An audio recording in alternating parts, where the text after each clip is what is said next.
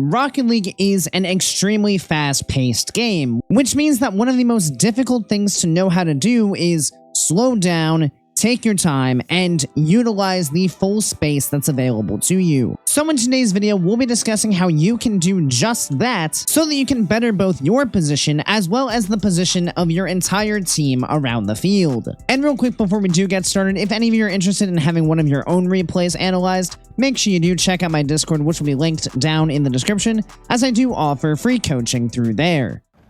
On balls like these, I encourage you not to just hit the ball away.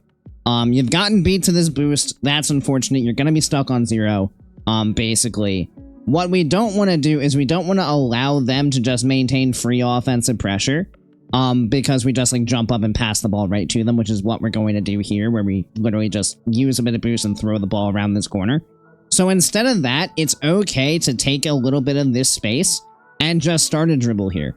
And the reason, like, this position's even better for this is because if they do turn in challenge, like, what good are they going to get out of a 50 in our own corner? Like, more than likely, it's going to pinch out somewhere really, really good for us and really, really hard for them to play off of. So that's one of the most effective ways to be able to break yourself out of, like, low boost defense, is to actually take control of the ball and force a 50 with this guy, rather than trying to just hit the ball as hard as possible, because unfortunately, on low boost, that's really not going to be much of a possibility, as we see here. Because, yeah, he's just like, oh, cool, thanks. And then you almost get back to the ball, but now it's still just kind of locked in your corner, and you're still awkwardly on low boost. Now, you do get out, which is totally fine, but in more or less, generally, taking control of that ball and forcing the 50 is going to be a far safer option as opposed to just trying to throw it as hard as possible around the corner. I think you can stay closer to this play, personally. And this is just you needing to be comfortable playing on the lower boost. So you're in a great spot right here. Like, no matter where this ball goes, we're going to have a chance to play off of it. When the ball goes to the corner, we're basically in a pretty even spot with this guy, because we're both kind of facing, like, forward-ish. We both have to come play into the corner. But there's still this pad and this pad on our way over there, or at least this one, which will give us, like, almost 50 boost, which is plenty to make any play we would need to make. But what I don't want to do is I don't want to just bail out of a ball that, like, is just bouncing for free, because what that tells this guy is that, oh, he now has a completely free ball to do whatever he wants with, assuming that he sees you leave. So you don't necessarily have to go for the ball, but you should at least posture like you can. And it's pretty much just to let this opponent know, like, hey, if you make a mistake, I'm going to be here to take this ball from you. So don't mess up. Instead of just bailing and being like, all right, Dynamo, do whatever you want, you're now like, okay, you need to do something. Because if you don't do anything, I'm just going to take the ball. And if he wants to go slow, we absolutely could jump up and, like, try to pinch it back mid, although with teammate being slow out, maybe not. But we at least force him to do something here, and then he can't just take all this time, get ball and boost, and have all this space to work with, because you still haven't closed down the play. So yeah, as long as you have the resources, don't be afraid to close down the space. You don't need to challenge, but you should at least make sure that they know that somebody's there. So if they do, like, flat out miss the ball or make some kind of bad touch, we're available to at least try to punish them, rather than, you know, just letting them do whatever. Here's our first moment of awkward defensive rotations. And when I see plays like this, my thought process is always, okay, we're immediately, as we land under this ball, in a very awkward spot, so is there something we can do that can make this play overall easier for our team? And the second I'm underneath this ball like this, and you do check back, I think you're checking to see where this guy is, possibly, maybe even your teammate. But when I see my teammate facing this way, in towards the midfield and into this corner, I'm going to recognize, like, look, I'm under the ball. If I try to go back and, like, try to play something here, I'm going to be super, super awkward, and it's going to be really, really difficult. But what's not difficult is to drive that way and make it very, very obvious by the fact that we're completely leaving this play that our teammate needs to come across, because they're able to drive directly towards this play. So now when this air dribble comes into the corner, our teammate's able to go challenge it, we're able to rotate back behind him, and now we have a solid defense established. But when you do stuff like this, now your teammate's forced to just wait because, you know, you're in this corner, so he's not going to double commit into the corner with you. But you're kind of just here doing nothing, because you can't really play this ball because of how awkward it is. But if your teammate had been able to just drive out, he could have already challenged that ball on the wall. and you could already be back behind him instead of just now creating extra traffic that now that your teammate really does want to go for the ball, he actually has to jump over, like, actually not jump over you. He's very lucky that you don't bump him out of this play. Because that is very, very close to happening. So, yeah, if you catch yourself underneath the ball, especially if you know your teammate's back, it's normally better not to, like, keep driving underneath it back into the corner it's going into, but rather just go around and trust that your teammate can go make a play with a much easier angle than what you have. This is fine. Again, no reason to jump here. I think at this point, like, this ball gets shot over your head. This guy's momentum is carrying him towards where that ball is going. I am not trusting any of this because this is super awkward. I'm just turning back, and if realistically, if he wants to jump and get another touch, his touch is not going to be great. So instead of, like, thinking, oh, I need to cut this off, I'm going to realize, like, look, how good of a touch is he really going to get off of this sidewall?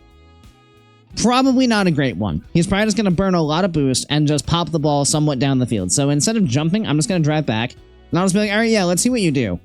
Because then when he does this, it's like, oh, okay, well, that's fine. I can just turn back on it. But now you're out of the play because you jumped to the initial ball that wasn't even threatening. So another big thing that I think separates, like, champ players from GC players is understanding that sometimes it is perfectly fine to let your opponents touch the ball.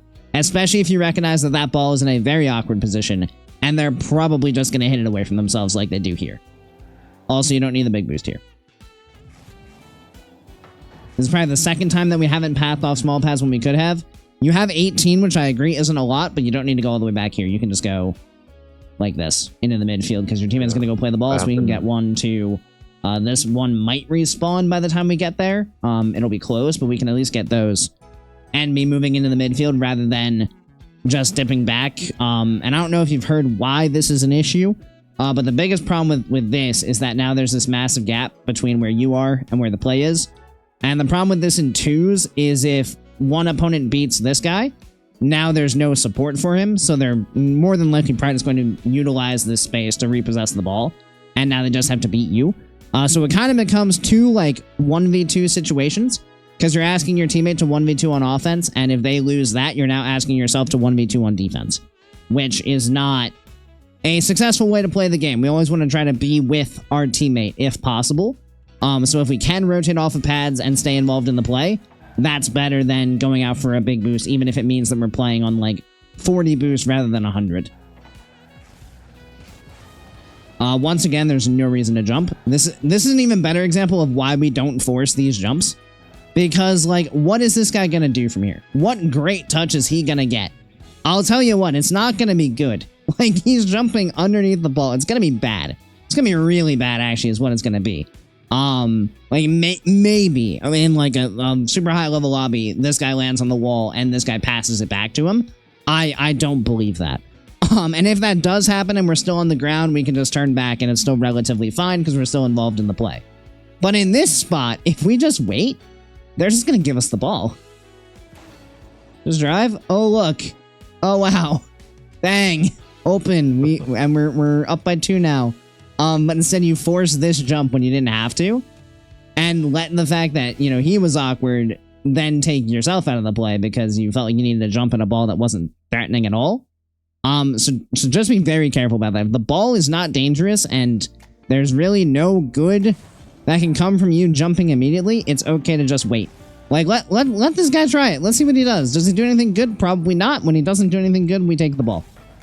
But instead, now we're out of the play and have to try to rush back, and I think you need to leave ball cam off to make sure you're not bumping your teammate. And realistically, from right here, talking rotations, if the ball is going this way and our teammate is more than likely going to be able to turn on it, we do not go back towards our teammate, we go that way. To open up, you know, this area so that our teammate has space to work with. And so that they're not, again, competing with us.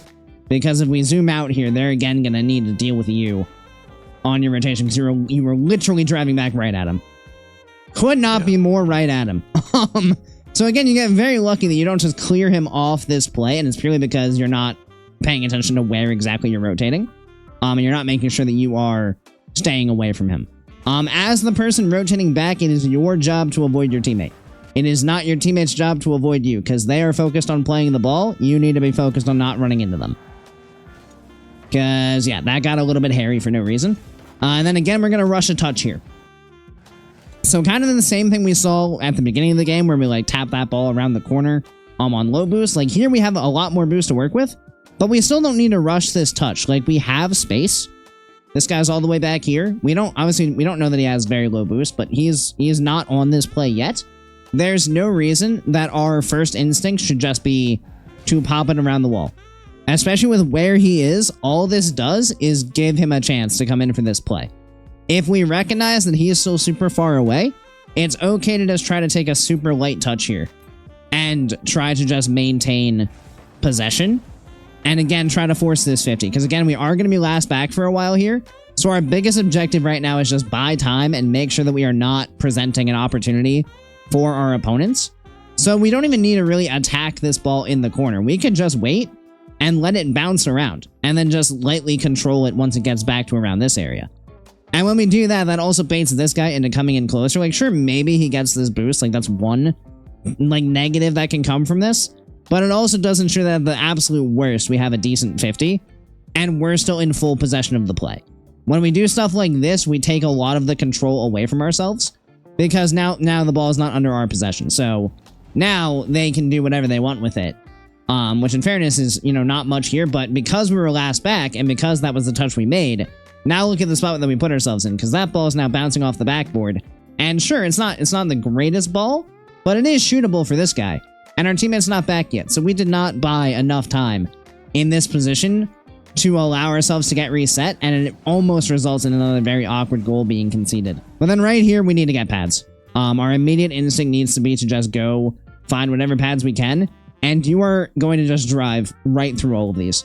There's like literally 2 lines of 3 on either side of you, and you drive right through the middle of them. So as you land, like you need to recognize, okay, we're transitioning onto offense. We need boost. Teammate has the ball. Okay, I'm going to go get pads, and I know that this path is right here, so I'm just going to go get these. And now I have a lot more boost to work with. Now when the ball is there, I can even turn back up this way. And now instead of having 28, I'd have 40, 52, 64. You'd have 64 boosts instead of 28, which is, you know, a lot more to work with, and you wouldn't run out of boost at this point. So you'd actually be able to make a play on this ball. So that's the importance of boost pathing. If you're not actively on the ball, just recognize, get to whatever line of like 3 pads that you can get to, and just play off of those. Because we definitely don't want to be doing this thing where we drive directly between them. This is fine then. Ooh. Okay, so... You're going to give up a completely free ball here once again, and it's because you don't realize what's happened. So obviously, we don't want to give up the free ball, but what you don't see is, look at how Dynamo lands. You actually turn ball cam off before you even can see it. He's in the net.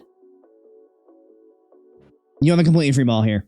Don't, like, before you decide to leave, make sure you know how Dynamo's recovered.